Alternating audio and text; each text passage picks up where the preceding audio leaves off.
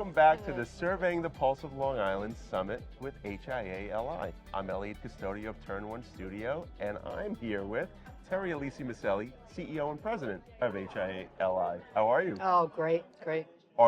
You're glowing. Are you happy with this event? Absolutely. Okay. You know, I think we're in our 32nd year doing this, so I think what this brings to the table is, and I mentioned it before, that, you know, in the beginning of the year, we always have dignitaries speak about what their policies and procedures are, but this really gets a Long Island business view from our members and the people that are very, very engaged. So what happens from an audience perspective is, for example, this morning they were able to hear from an architectural and engineering firm, a bank, a nonprofit, an educational institution, a healthcare facility. Yeah, a good mix. Yeah, really, really good mix, right? So not only are we talking about what's going on now and how the business community feels about it now, but I think equally, if not more important, what it looks like in the future. Sure.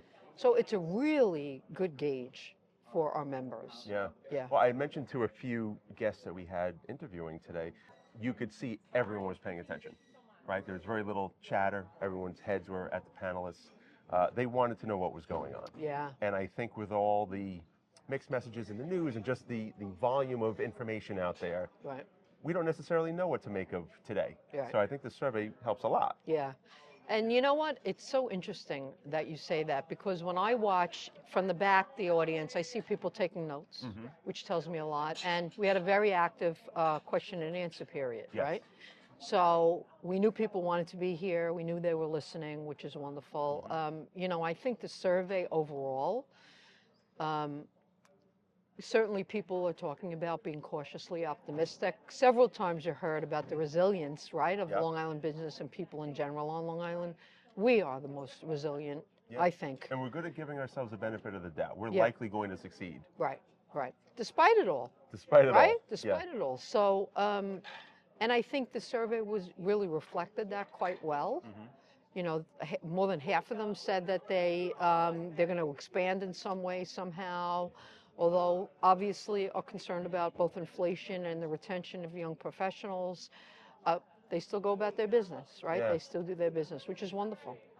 You don't have a choice. Business has to keep moving forward. Right. But it's interesting. Everyone that I asked, no one said that they were not affected by inflation, tariffs, AI, but they all had, it impacted them differently. And that was exciting to learn about.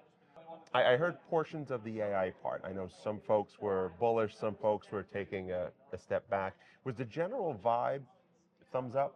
We should be embracing this? Yeah, listen, it's so funny that you say that, and I'm sure you see it as well. I watch from afar somehow, right?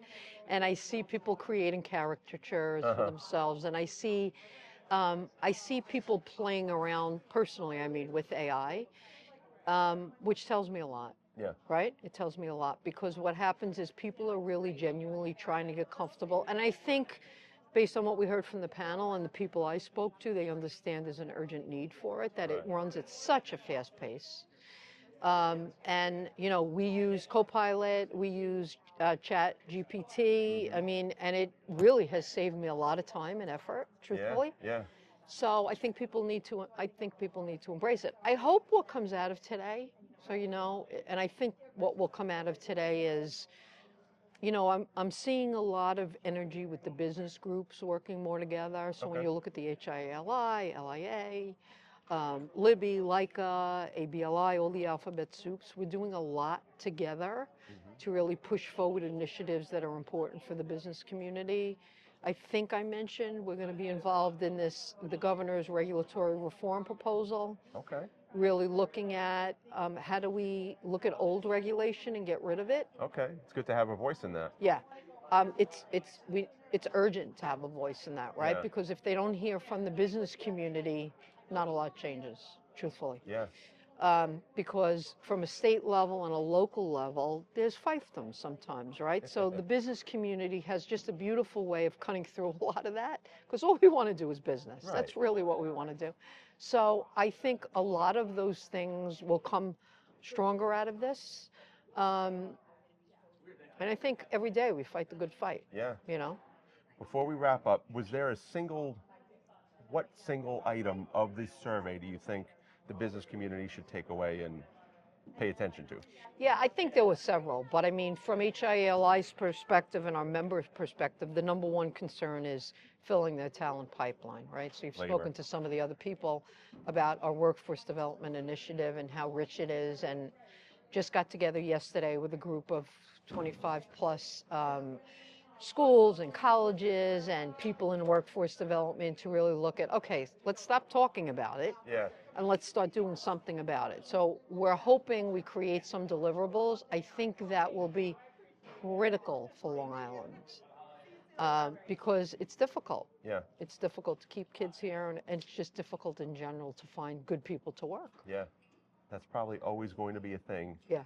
In one severity or another. Yep, absolutely. All right. Well, this was a great summit. Thank you. Thank you.